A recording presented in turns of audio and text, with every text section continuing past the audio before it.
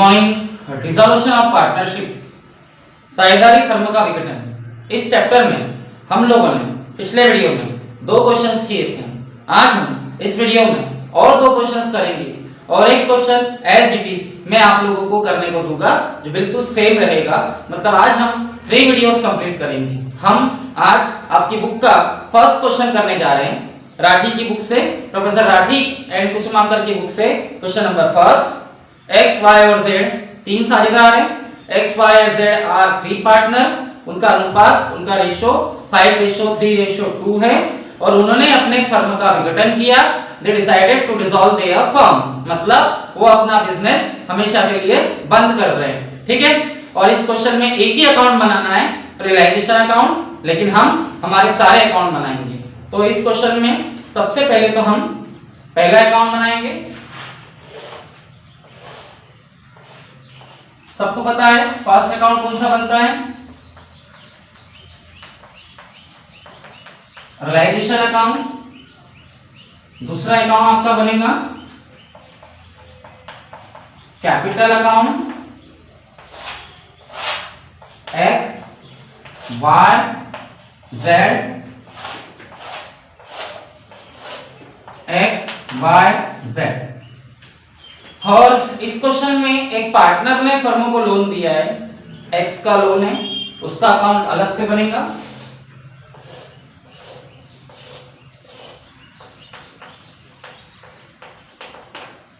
और लास्ट में आपका बनेगा हमेशा की तरह कैश अकाउंट। ओके, तो सबसे पहला वर्ग क्या करेंगे, सबसे पहला वर्ग जितनी भी संपत्तियां, जितनी भी असेट्स हमारी बैलेंस शीट में है वो सब रियलाइजेशन अकाउंट के डेबिट में ट्रांसफर करेंगे, यानी एक जगह जमा कर देंगे।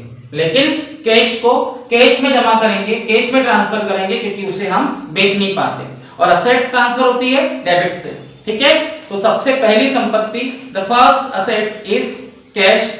कैश को कैश में जाने दें और कैश में कैश डेबिट से जाएगा to balance brought down 1000।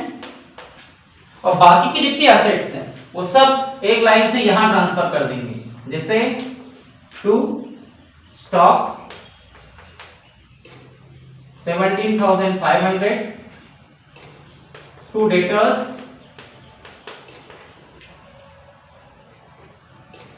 24,000 24,000, to bills receivable, ये है आप लोगों का 3,000 3,000, और टू फर्नीचर, ये है आप लोगों का 500 रुपए 500। अब इसका मतलब क्या है कि आपके पास 5 संपत्तियां है, 5 असेट्स, जिसमें से कैश को आप बेच नहीं पाओगे, कैश थोड़ी बिकता है। ठीक है, तो कैश को कैश अकाउंट में रहने दिया और बाकी की 4 संपत्तियों को, बाकी की 4 असेट्स को यहां हमने ट्रांसफर कर दिया। और ये सारी असेट्स हमने इसलिए ट्रांसफर करी क्योंकि स्टॉक, बिल्स रिसीवेबल, फर्नीचर और डेटर, इन सबको बेचकर या इन सबसे पैसा मंगाकर ये असेट्स को हम रिकवर करेंगे, मतलब इनसे पैसा हमें मिलेगा। या तो इन्हें हम बेच देंगे या फिर डेटर और बिल्स रिसीवेबल जैसी चीजों से हमें पैसा मिलेगा। हमारे बिजनेस बंद हो रहा है तो इन सबको हमें बेचना पड़ेगा या इनसे वसूल करना पड़ेगा, रिसीव करना पड़ेगा। असेट्स आ गई हमारे पास, यानी हम जानते हैं कि हमारे पास 4 संपत्तियां है, 4 असेट्स, और इन्हें बेचकर या इनसे पैसा मांगकर हमें अपने पैसे लेना है, हमारा बिजनेस हमें बंद करना है। ठीक है, अब हम लायबिलिटीज की तरफ आएंगे और लायबिलिटीज ट्रांसफर होती है क्रेडिट से। तो पहली लायबिलिटीज क्रेडिटर है और क्रेडिटर बिजनेस के बाहर के होते हैं। एक्सटीरियर लायबिलिटीज उसे यहां ट्रांसफर करेंगे और ये है आप लोगों के 27,500। फिर एक्स का लोन है, यानी हमने एक्स से अपने ही पार्टनर से लोन लिया है, तो ये भी दायित्व है, ये भी लायबिलिटीज है, लेकिन इसकी पेमेंट बिजनेस के अंदर होगी, ये इंटीरियर लायबिलिटी है, इसलिए इसको हम लोन अकाउंट में ट्रांसफर करेंगे क्रेडिट से। और लोन अकाउंट में लोन जो है बैलेंस के नाम से जाएगा, वो है आप लोगों का 3,000 3,000। और उसके बाद कैपिटल है, कैपिटल को हमें किसी को पेमेंट नहीं करनी पड़ती है, कैपिटल तो पार्टनर में बांटी जाती है। कैपिटल अकाउंट के क्रेडिट में बाय बैलेंस ब्रॉट डाउन, ये आएगा आपका 10,000 10,000 5,000 5,000 और 500। हो गया। अब यहां से अगर मुझसे किसी ने पूछा कि भैया जिस दिन आप बिजनेस बंद कर रहे हो आपकी फाइनेंशियल पोजीशन वर्तमान परिस्थिति क्या है, तो मैं बोलूंगा कि भैया मेरे पास 4 संपत्तियां है, 4 असेट्स, मुझे इन सबको बेचना है या इनसे पैसा मंगाना है। जैसे स्टॉक बिक सकता है, फर्नीचर बिक सकता है, लेकिन डेटर और बिल्स रिसीवेबल थोड़ी बिक सकते। डेटर मतलब वे लोग जिनसे हमें पैसा लेना है तो हम उनसे पैसा रिकवर करेंगे। तो मैं बोलूंगा मुझे ये चारों संपत्तियां बेचकर, चारों असेट्स बेचकर जो भी पैसा आएगा उससे मेरे 2 कर्जे, 2 लायबिलिटीज पेमेंट करनी है। सबसे पहले मैं क्रेडिटर की पेमेंट करूंगा और उसके बाद एक्स के लोन की। ठीक है, तो असेट्स बेची जाती है क्रेडिट साइड से, जिसके लिए हम लिखते हैं बाय कैश अकाउंट, और ये सारी असेट्स बिकने के बाद ये लायबिलिटीज की पेमेंट करेंगे टू कैश। ठीक है, और सिर्फ इसी की नहीं, ये भी हमारी लायबिलिटीज है, इसकी भी पेमेंट की जाएगी टू कैश। लेकिन पहले लायबिलिटीज की पेमेंट थोड़ी होगी, पहले संपत्तियां बेची जाएगी, असेट्स। तो संपत्ति असेट्स बेचने के बारे में क्या बोला गया है वो हम देखते हैं। स्टॉक और देनदारों से 17,000 और 22,000 वसूल हुए। Stock and debtors realised 17,000 and 22,000। इसका मतलब स्टॉक आपने मार्केट में बेचा, आपको 17,000 मिला, और डेटर से आपको 22,000 22,000 मिला। तो आपकी असेट बिकी और आपने असेट से वसूल किया, रियलाइज भी किया। तो इसके लिए आएगा बाय कैश, जिसमें से स्टॉक से आपको मिला 17,000 17,000 और डेटर से आपको मिला 22,000 22,000। चलिए, ये 2 असेट्स आपकी बिक गई, आपके इससे आपको पैसा मिला, रियलाइज हुआ। अब बची 2 असेट्स, फर्नीचर और बिल्स रिसीवेबल। तो बिल्स रिसीवेबल के बारे में कोई जानकारी नहीं है, कोई इंफॉर्मेशन नहीं है कि इससे हमें कितना पैसा मिला। तो बिना बोले हम ये मान लेंगे कि बिल्स रिसीवेबल जितने के थे उतना हमें उनसे मिल गया। तो ये भी आएगा बाय कैश। मतलब मैंने एक ही बात बोली थी आपको कि यहाँ आप जितनी भी संपत्तियां, जितनी भी असेट जमा करोगे उससे आपको पैसा मिलना चाहिए, वो मार्केट में बिकनी चाहिए। और अगर किसी असेट्स के बारे में कोई इंफॉर्मेशन नहीं है तो ये मान लिया जाएगा कि जितने की वो है उतने में वो बिकी या उतना उससे मिला। तो स्टॉक से हमें 17,000 17,000 मिला, डेटर से हमें 22,000 22,000 मिला, बिल्स रिसीवेबल के बारे में कोई जानकारी नहीं थी तो जितने थे उतने मिले, और लास्ट में फर्नीचर की कोई इंफॉर्मेशन नहीं है, लेकिन फर्नीचर की बिल्स रिसीवेबल की इंफॉर्मेशन नहीं है। तो बिल्स रिसीवेबल को उसी कीमत पर वसूल कर लिया गया, रियलाइज भी कर लिया गया, ये मान लिया गया। अब बात करें इन 3 असेट्स की, तो ये 3 असेट्स हमारी 3 2 5 और 1 6 69,000 69,000 में बिकी या इनसे हमें 69,000 रुपीस मिला। अब बचा फर्नीचर।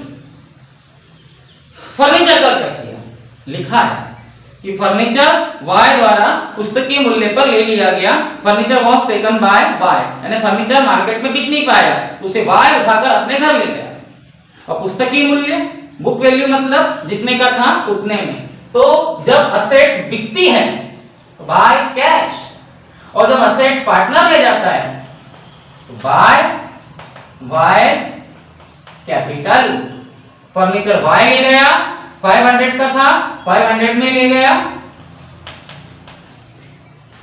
ये रूल आप याद रखना। जब कोई संपत्ति, पहली बात तो सारी असेट्स डेबिट साइड से ट्रांसफर होगी, अगर वो बेची जाएगी तो बाय कैश में आएगी क्योंकि उनसे हमें पैसा मिलेगा, और अगर वो पार्टनर ले जाए तो उसे पार्टनर के नाम से शो करेंगे। मतलब असेट्स आती है डेबिट से, जाएगी क्रेडिट से, भले ही वो बेची जाए या पार्टनर ले जाए। ठीक है, अब यहाँ खतौनी कीजिए, पोस्टिंग रियलाइजेशन अकाउंट के क्रेडिट में बाय कैपिटल, तो कैपिटल के डेबिट में आएगा टू रियलाइजेशन अकाउंट, और पैसा वाई में आएगा 500, क्योंकि वाई 500 रुपए की फर्नीचर अपने घर ले गया तो उसके कैपिटल अकाउंट पे उसका असर पड़ेगा।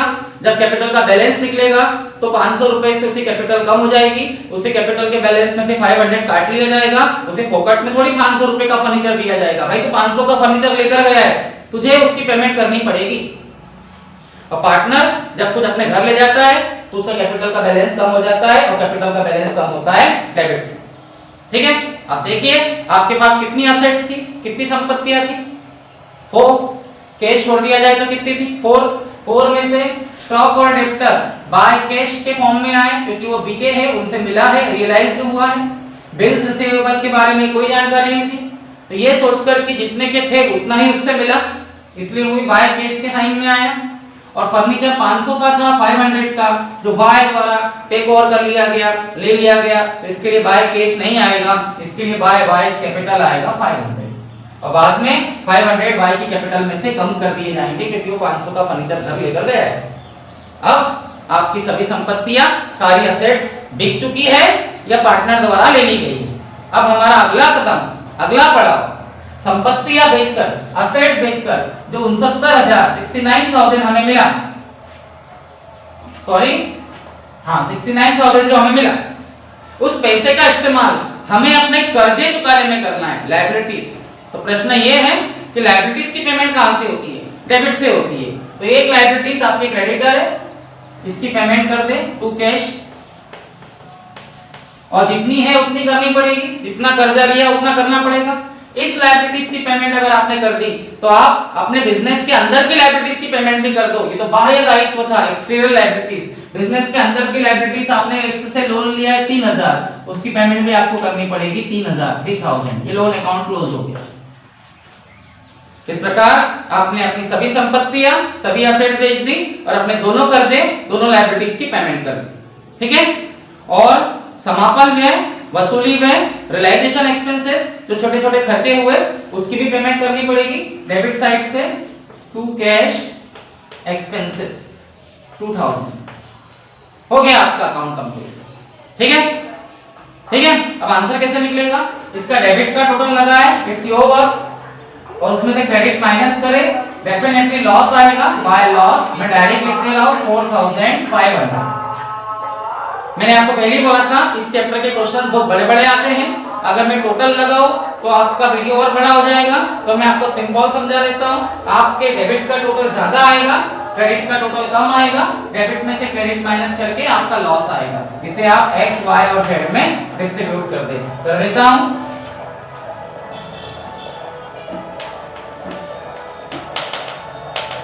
फाइव 3 8 और 2 10 से डिवाइड करें, 450 का मल्टीप्लाई 05 से करें, 5 5 से 25 के 5, कैरी में आया 2, 4 5 से 20 और 2 20, 450 का मल्टीप्लाई 3 से करें, 3 0 तो 0, 5 3 से 15 के 5, कैरी आया 1, 4 3 से 12 1 13।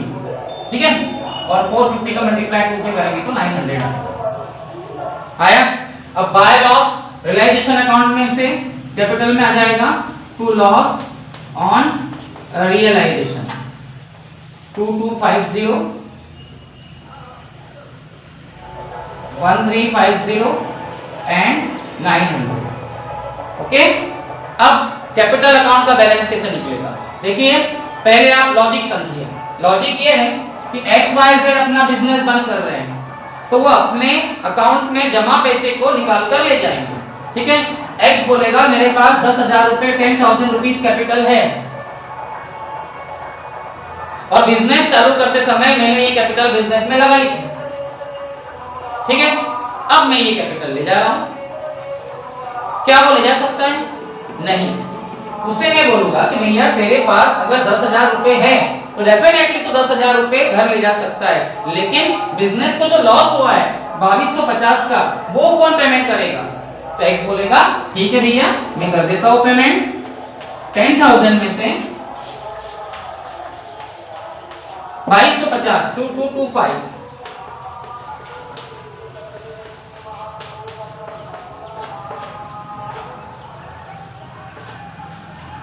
पेमेंट करने के बाद वो अपने घर ले जाएगा टू कैश 7750। वाई से पूछा गया, वाई बोलता भैया मेरे पास 5,000 रुपए कैपिटल है, मैं 5,000 रुपए ले जा रहा हूं। मैं उससे बोलूंगा भैया आप 5,000 नहीं ले जा सकते हो, बोलेगा क्यों नहीं ले जा सकता हूं? मैं बोलूंगा भैया आप अपने घर 500 रुपए का फर्नीचर ले गए थे, उसके पैसे कौन देगा? ठीक है। उसके अलावा बिजनेस को जो लॉस हुआ उसमें आपको 1350 1315 फेस करना पड़ेगा, इसके पैसे भी आपके कैपिटल से काटे जाएंगे। तो 5000 में से 5000 में से 1350 और 500 1850 वाई की कैपिटल से कट जाएंगे और वाई अपने घर ले जाएगा 3150। ठीक है।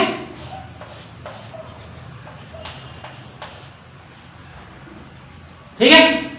जेड से पूछा गया, जेड बोलता है मेरे पास तो 500 रुपए कैपिटल है, मेरे को 500 रुपए दो, मैं जा रहा हूं। मैं बोलूंगा भैया आपको 500 रुपए नहीं मिलेंगे। वो बोलेगा क्यों नहीं मिलेंगे, ये दोनों जब घर पैसा ले जा रहे हैं मैं भी ले जाऊंगा ना। भैया आप नहीं ले जा सकते। बोलेगा क्यों, भैया आपके पास सिर्फ 500 रुपए है और आपको लॉस भरना है 900 रुपए, उल्टा आपको 400 रुपए घर से लाने पड़ेंगे। वो बोलेगा ये तो गलत है। ना कहां से गलत हुआ, इन दोनों की कैपिटल में से इनका लॉस काट कर इन्हें पेमेंट की गई और उन्होंने पेमेंट अपने घर ले गए। आपके पास केवल 500 रुपए है और आपको लॉस 900 रुपए भरना है, इसका मतलब 400 रुपए आपको घर से लाने पड़ेंगे। और अगर लॉजिकली देखा जाए तो सिस्टम यही है, और अगर अकाउंट के थ्रू देखा जाए तो डेबिट का टोटल ज्यादा है, क्रेडिट का टोटल कम है। तो यहां 400 रुपीज की कमी हो रही है, तो 400 रुपीज जेड अपने घर से लाएगा बाय कैश। ये दोनों पार्टनर ले जाएंगे और ये पार्टनर लाएगा। इसका कैश पर क्या इफेक्ट पड़ेगा समझाता हूं। रियलाइजेशन के डेबिट में टू कैश, तो कैश के क्रेडिट में आएगा by realisation 27,500 by realisation 2000 as it is. Realisation के क्रेडिट में बाय कैश 69,000, तो कैश के डेबिट में आएगा टू रियलाइजेशन 69,000। एक्स के डेबिट में टू कैश 7750, तो कैश के क्रेडिट में बाय एक्स कैपिटल 7750। ठीक है। वाई के डेबिट में टू कैश 3150, तो कैश के क्रेडिट में बाय वाइस कैपिटल 3150। जेड के क्रेडिट में बाय कैश, जेड के क्रेडिट में बाय कैश, जेड के क्रेडिट में बाय कैश, तो कैश के डेबिट में टू जेड कैपिटल। लोन के डेबिट में टू कैश, लोन के डेबिट में टू कैश, तो कैश के क्रेडिट में बाय एक्स लोन। बन गया कैश अकाउंट। इसका दोनों साइड का टोटल 70,400 70,400 आएगा। आप करके देखिए। अब कैश को अगर लॉजिक रही के समझे तो कैश अकाउंट कैसे बनता है। पैसा आता है कैश में डेबिट से और जाता है क्रेडिट से। पहले से पड़ा हुआ था 1000, असेट्स बेचकर, संपत्ति बेचकर बिजनेस में पैसा आया और आता है कैश अकाउंट में डेबिट से 69,000। जेड को 400 रुपए कम पड़ रहे थे, वो घर गया और लेकर आया, तो बिजनेस में पैसा आया डेबिट से टू जेड कैपिटल। क्रेडिटर की पेमेंट करी, कैश में से पैसा गया और जाता है क्रेडिट से। खर्चों की पेमेंट करी, पैसा गया क्रेडिट से। एक्स अपने घर ले गया क्रेडिट से, वाई अपने घर ले गया क्रेडिट से, और लोन की पेमेंट की गई क्रेडिट से। मतलब कैश में जितना आया उतना गया, हिसाब किताब बराबर हो गया। इस टाइप से आपका क्वेश्चन किया जाएगा। ओके।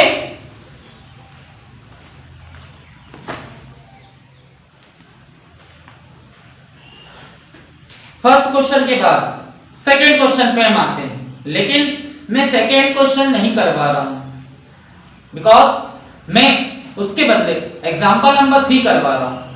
और ध्यान रखना, एग्जांपल नंबर 3 करने के बाद आपका second question same to same 101% as it is यही का यही है, बस उसके सारे नंबर्स, उसके सारे आंकड़े इसका डबल।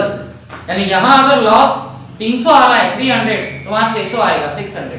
सो प्लीज आप इस क्वेश्चन के बाद उसे सेल्फ ट्राई करेंगे और प्लीज मुझे करके दिखाएंगे। ठीक है। और डेफिनेटली आपका आंसर आएगा। ओके। एग्जाम्पल नंबर 3, ए और बी का चिट्ठा दिया है, ए और बी की बैलेंस शीट दी है and they are equal partner, और वो समान साझेदार है, मतलब उनका रेशो आपस में बराबर है, इक्वल है, और उन्होंने फर्म का विघटन किया, they decided to dissolve their firm. तो यहाँ अकाउंट कौन कौन से बनेंगे? पहला अकाउंट थोड़ा सा बड़ा बनेगा, बड़ा क्या हो, बड़ा ही बनता है बेटा, रियलाइजेशन अकाउंट। दूसरा अकाउंट आपका कैपिटल अकाउंट बनेगा,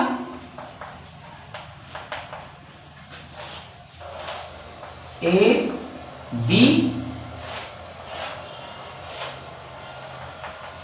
तीसरा अकाउंट अगर किसी पार्टनर ने फर्म को लोन दिया है तो उसका बनता है, और यहां है ए का लोन, ए लोन। ध्यान रखना, पार्टनर का लोन इंटीरियर लायबिलिटीज है, आंतरिक दायित्व है, उसका अकाउंट अलग से बनता है, और लास्ट अकाउंट हमेशा की तरह कैश अकाउंट। हो गया? अब जो तरीका है, जो मेथड है, उसके अकॉर्डिंग आप क्वेश्चन करोगे। सबसे पहले जितनी संपत्तियां हैं, जितनी एसेट्स हैं इंक्लूडिंग कैश, उन सबको डेबिट साइड से ट्रांसफर करें। जिन्हें बेचा जाएगा उन्हें यहां ट्रांसफर करें, और कैश को कैश के डेबिट में ट्रांसफर करें। तो सबसे पहली संपत्ति, फर्स्ट एसेट कैश है, क्यू बैलेंस ब्रॉट डाउन, और ये है आपका 2500, 2500 रुपए। और इसके बाद जितनी एसेट्स है वो सब डेबिट में एक लाइन से ट्रांसफर होगी। जैसे आपका कैश है, 1 मिनट, ठीक है, कैश में ट्रांसफर होगी। अब जितनी एसेट्स है वो एक लाइन से रियलाइजेशन अकाउंट के डेबिट में ट्रांसफर होगा। तो स्टॉक 6000, बिल्स रिसीवेबल 3000,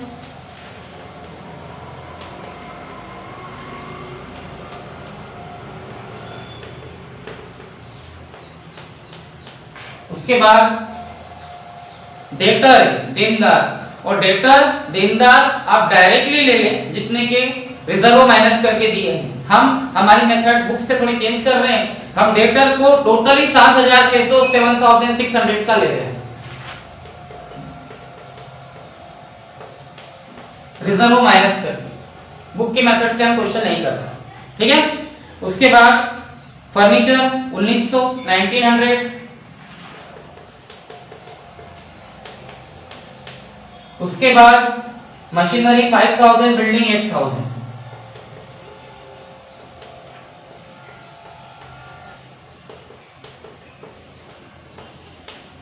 ठीक है। अब 1 2 3 4 5 ये 5 असेट्स, स्टॉक, फर्नीचर, मशीन और बिल्डिंग, ये हम बेच सकते हैं, और डेटर और बिल्स रिसीवेबल से हमें पैसा मंगाना पड़ेगा, रिसीव करना पड़ेगा, और हमें इस सभी संपत्तियां, सभी एसेट्स बेचकर या इनसे रिकवर करके कर्जे उतारने पड़ेंगे, लायबिलिटीज। तो हमें पता चल गया कि हमारे पास एसेट्स कितनी है।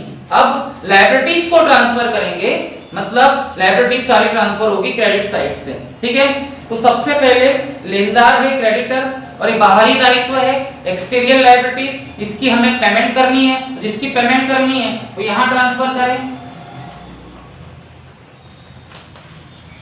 ठीक है। और ये है आप लोगों के 5000। उसके बाद रिजर्व फंड है, और रिजर्व फंड ट्रांसफर नहीं करना पड़ता भैया, रिजर्व फंड पार्टनर में बांटना पड़ता है। 3000 है, 3000 तो 1500 1500, 1500 1500। उसके बाद बी की पत्नी का ऋण, बी वाइफ लोन। बी की वाइफ पार्टनर नहीं है, बी की वाइफ पार्टनरशिप के बाहर का एक पर्सन है, और हमने उससे लोन लिया है, तो ये बाहर का दायित्व है, एक्सटीरियर लायबिलिटी, और इसकी पेमेंट हमें करनी पड़ेगी, तो उसे आप यहां ट्रांसफर करें। बीज वाइफ लोन, और हमने बी की वाइफ से कितना लोन लिया है, 2000। उसके बाद ए का लोन है। अब ए से भी लोन लिया है आपने, लेकिन ए बिजनेस का पार्टनर है, ये इंटीरियर लायबिलिटीज है, आंतरिक दायित्व है, तो इसकी पेमेंट हम लोग करेंगे। तो रिजर्व फंड हमने बांट दिया पार्टनर में। अब तीसरी लायबिलिटी से आपकी ए का लोन, एज लोन, ठीक है। अब ए बिजनेस के अंदर का पार्टनर है और इसका लोन, इसका ऋण आंतरिक दायित्व इंटीरियर लायबिलिटी है, तो इसे हम उसके लोन अकाउंट में जमा करेंगे बाय बैलेंस ब्रॉट डाउन, और ये है 4000, 4000। उसके बाद बिल्स पेएबल है, दे बिल, और बिल्स पेएबल, दे बिल जो होता है बाहरी दायित्व होता है एक्सटीरियर लायबिलिटीज, उसे यहाँ पेमेंट, यहाँ ट्रांसफर करेंगे। और ये है आप लोगों का 1000। उसके बाद संदिग्धता संचय है, कंटिजेंसी रिजर्व, और सारे रिजर्व पार्टनर में बांटे जाते हैं, तो इसे भी बांट दिया जाएगा। 1000 है तो 500, 500। और आखिरी में कैपिटल है, तो कैपिटल आप कैपिटल अकाउंट में ट्रांसफर करेंगे बाय बैलेंस ब्रॉट डाउन, और ये है आप लोगों का 10,000 और 8,000। देखा आपने, ये बहुत बड़ा क्वेश्चन है, ठीक है। वेट कीजिए, मैंने क्या किया एक बार और समझा रहा हूं।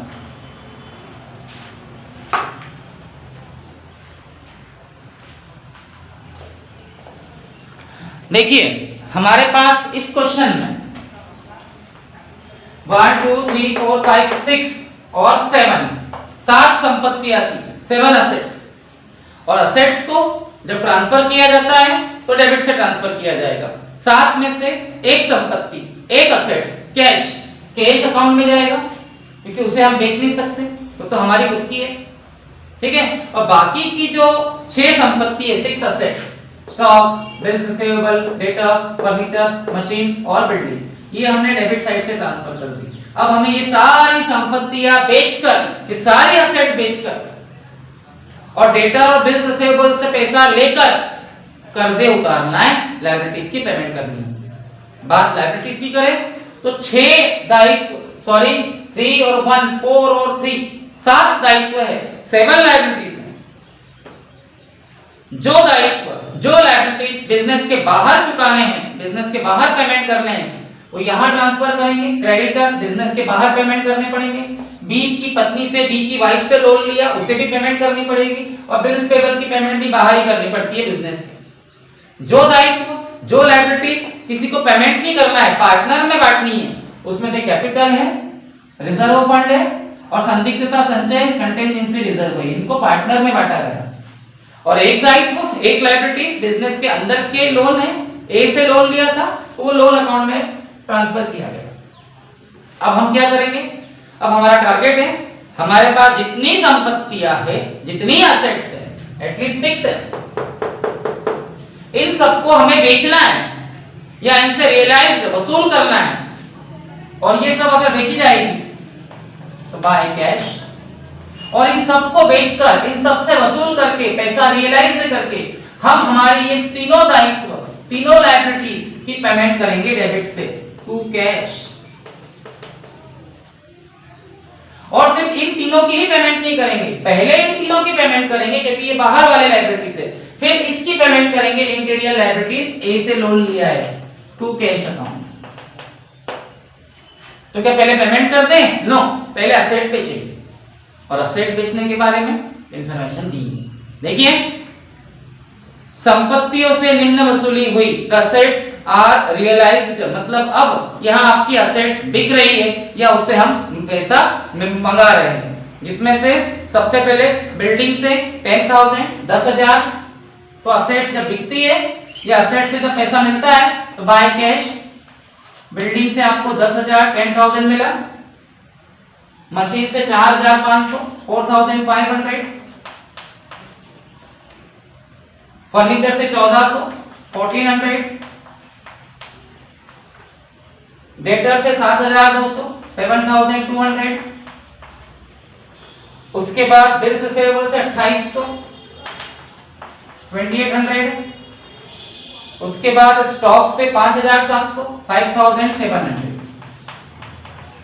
तो 1 2 3 4 5 6 आपने जो 6 असेट्स यहाँ जमा की थी, ट्रांसफर की थी, वो सारी की सारी आप बेच चुके हो या उनसे वसूल कर चुके हो, तो सबके लिए आएगा बाय कैश। और इन सब का टोटल लगाएंगे तो इन सब का टोटल आएगा 31,600 31,600। इसका मतलब ये कि आपने जो 6 संपत्तियां 6 असेट्स जमा की थी डेबिट साइड से, वो इसलिए जमा की थी ताकि आप उसे बेच सके या वसूल कर सके, रियलाइज कर सके। तो ये सारी की सारी असेट्स ये क्रेडिट साइड से बिक गई। और अगर किसी की कोई इंफॉर्मेशन नहीं होती तो हम उसे उसी प्राइस पर बेच देते, वसूल कर लेते, रियलाइज कर लेते। और अगर इसमें से कोई प्रॉपर्टी पार्टनर ले जाता तो फिर बाय कैश नहीं आता, बाय ABC कैपिटल आता। पर सभी एक साथ बिक गई, ये आपके लिए अच्छी बात है। ठीक है, अब आपने प्रॉपर्टीज क्यों बेची, आपने संपत्तियां क्यों बेची? कर्जा उतारने के लिए, लायबिलिटीज की पेमेंट करने के लिए। कितनी लायबिलिटीज है आपके पास? हमारे पास लायबिलिटीज एटलीस्ट 7 है, लेकिन 7 में से पेमेंट केवल 4 की करनी है, क्योंकि बाकी 3 तो पार्टनर की है, कैपिटल, रिजर्व फंड और कंटीजेंसी रिजर्व। तो हम सबसे पहले क्रेडिटर, बाइक लोन और बिल्स पेबल की पेमेंट करेंगे, और इनकी पेमेंट डेबिट से होती है। तो सबसे पहले क्रेडिटर की पेमेंट करेंगे। हमने क्रेडिटर से 5,000 लिया है, 5,000, तो 5,000 उनको देना भी पड़ेगा। लेकिन यहाँ क्या बोला गया है कि लेनदार को 4% कटौती पर भुगतान किया गया, क्रेडिटर की पेमेंट 4% डिस्काउंट पे की गई। इसका मतलब क्रेडिटर को पूरे 5,000 ना देकर 4% काट कर 4% कट करके डिस्काउंट काट के पेमेंट किया गया। तो 5,000 के क्रेडिटर का 4% 200 रुपए काट कर 200 रुपीज काट कर हम क्रेडिटर की जो पेमेंट करेंगे वो 4,800 4,800 करेंगे। और अगर ये लाइन में आती तो हम पूरी 5,000 पूरे 5,000 पेमेंट करते हैं। क्रेडिटर की पेमेंट 4% डिस्काउंट काट के की गई, मतलब क्रेडिटर जितने के थे उतना उन्हें ना देकर 4% 200 रुपए काट लिए गए। 5,000 का 4%, 5,000 का 4% 200 रुपीज होता है। 200 रुपए काटकर क्रेडिटर की पेमेंट की गई 4,008। बी की वाइफ से आपने कितना लोन लिया था? 2,000 देना पड़ेगा।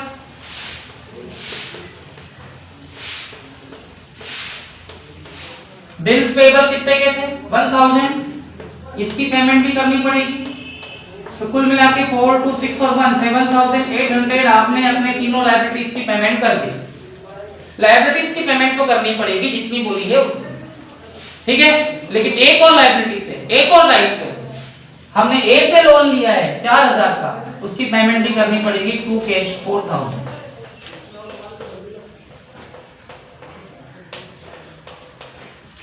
अब आपकी सभी संपत्तियां, सारी असेट्स बिक गई बाय कैश 31,600 31,600 में। और जितनी लायबिलिटीज थे आपकी, जितने कर्जे थे आपके 1 2 3, इनकी आपने पेमेंट कर दी 2 कैश 7,800। ठीक है, अब इन सब कामों में आपका खर्चा हुआ है, वसूली है, रियलाइजेशन एक्सपेंसेस, समापन है 600 रुपए, ये भी आपको डेबिट में दिखाना पड़ेगा। 2 कैश एक्सपेंसेस, इसकी भी आप नगद पेमेंट करोगे 600। हो गया क्वेश्चन कंप्लीट। और अब आंसर निकालने के लिए डेबिट का टोटल लगाएं और क्रेडिट का टोटल माइनस कर दें, तो आप लोगों का बाय लॉस आएगा, जिसे आप कैपिटल में ट्रांसफर करोगे 300 रुपए 300, जिसे आप ए और बी में बांट दोगे 150 150। और बाय लॉस डेबिट में आ जाएगा कैपिटल के 2 लॉस ऑन रियलाइजेशन 150 150। हो गया। अब कैपिटल का बैलेंस कैसे निकलेगा? कैपिटल का क्रेडिट का टोटल लगाया जाएगा और जितना पैसा उनके पास होगा उसमें से लॉस सबमिट करने के बाद वो पैसा घर ले जाएंगे। ठीक है, ए के पास 10,000 रुपीज कैपिटल के थे, 1,500 रुपए उसे रिजर्व फंड का मिला और 500 रुपए उसे कंटीजेंसी रिजर्व मिला। तो ए के पास कुल मिलाकर हो गए 12,000 12,000, और 12,000 ले जाना चाहता है, लेकिन क्या ले जाना जाएगा? नहीं, उसे बोला जाएगा भैया 150 रुपीज लॉस भरे, तो वो घर कितना ले जाएगा? वो ले जाएगा लॉस भर के 11,850 और ले जाएगा तो 2 कैश। बी के पास कितनी कैपिटल थी? 8,000 8,000, उसे रिजर्व फंड का कितना मिला? 1,500 1,500, और उससे कंटिजेंसी रिजर्व कितना मिला 500, उसके पास कितने पैसे हो गए 10,000। तो क्या 10,000 घर ले जाना चाहता है?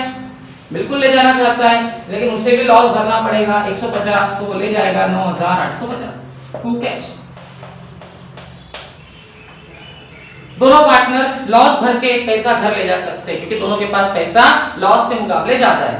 अब कैश अकाउंट कैसे बनेगा?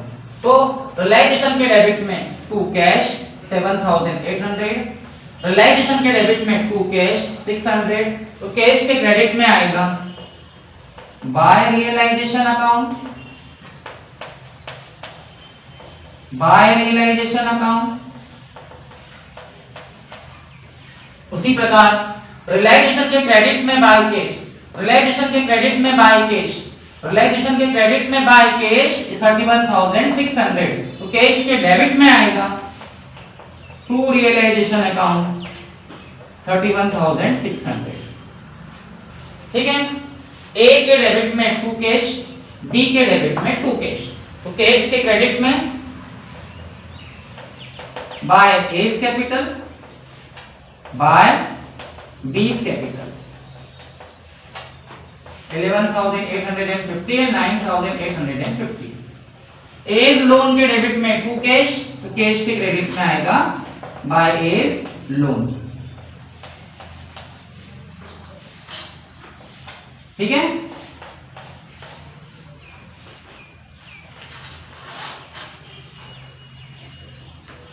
ओके। उसके बाद कैश का टोटल दोनों साइड का 34,100 आ जाए। कैश में कैश अकाउंट कैसे बनता है? पैसा आता है कैश अकाउंट में डेबिट से और जाता है क्रेडिट से। तो पहले से पड़ा है 2,500 रुपए, असेट्स बेचकर आया 31,600, यानी कुल मिलाकर आया है 34,100, जिसमें से क्रेडिटर की पेमेंट कर दी गई, पैसा गया क्रेडिट से, खर्चों की पेमेंट की गई, पैसा गया क्रेडिट से, ए ले गया क्रेडिट से, बी ले गया क्रेडिट से, और ए के लोन की पेमेंट करी क्रेडिट से। मतलब जितना पैसा आया था उतना खत्म हो गया, हिसाब किताब बराबर। ये आपके क्वेश्चन को चेक करने का एक तरीका है कि कैश का बैलेंस दोनों साइड का सेम आना चाहिए। बस अब आप क्वेश्चन नंबर 2 करके देखिए। ठीक है,